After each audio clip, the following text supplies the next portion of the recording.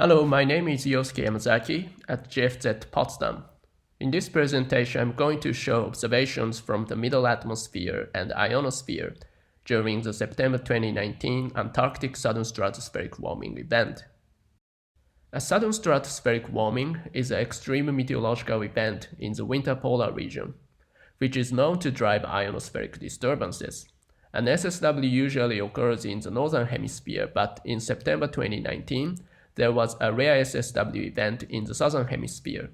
So we took this opportunity to investigate the response of the middle atmosphere and ionosphere.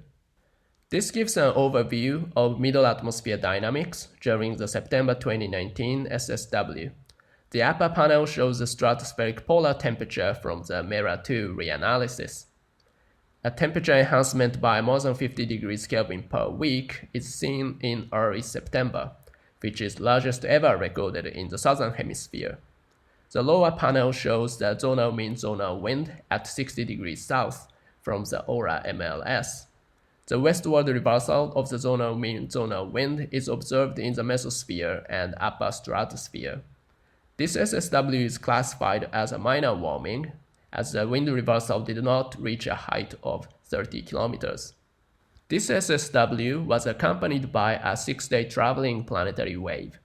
Here, the upper panel shows the zonal wind reversal in the upper stratosphere.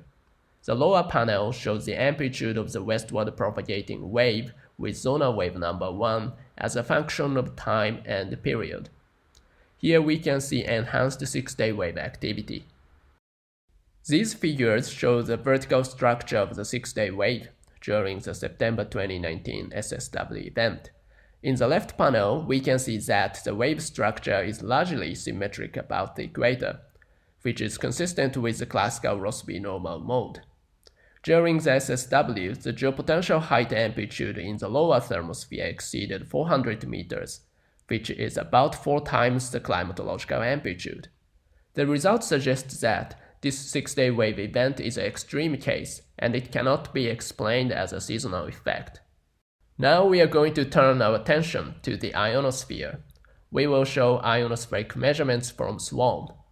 Briefly, SWARM is a constellation of 3 satellites, SWARM A, B, and C.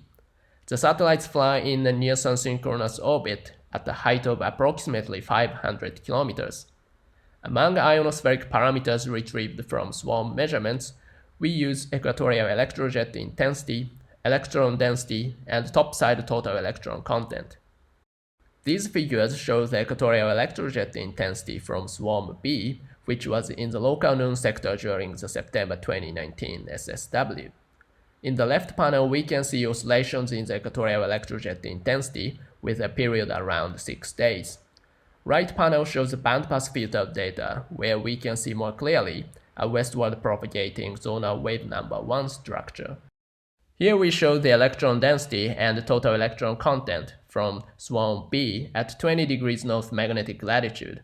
Similar to the Equatorial Electrojet, 6-day oscillations are seen in these plasma density data, so we believe that these 6-day variations are caused by changes in the dynamoelectric field.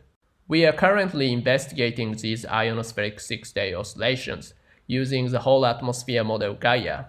What's shown here is the Equatorial Electrojet intensity derived from the GAIA model. We can see 6-day oscillations similar to SWARM observations.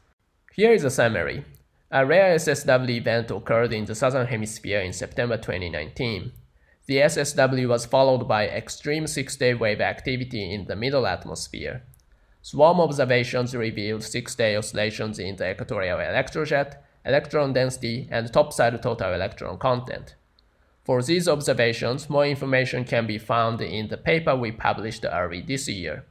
In this presentation, we also showed that the GAIA model can reproduce 6-day ionospheric oscillations during this SSW. There are still remaining questions. First, what is the driving mechanism for the large 6-day wave during September 2019 SSW? Second, what is the driving mechanism for 6-day ionospheric oscillations, and what's the role of the 6-day wave? And finally, what is the role of other atmospheric waves during this SSW, such as tides and gravity waves? That's about all. Thank you.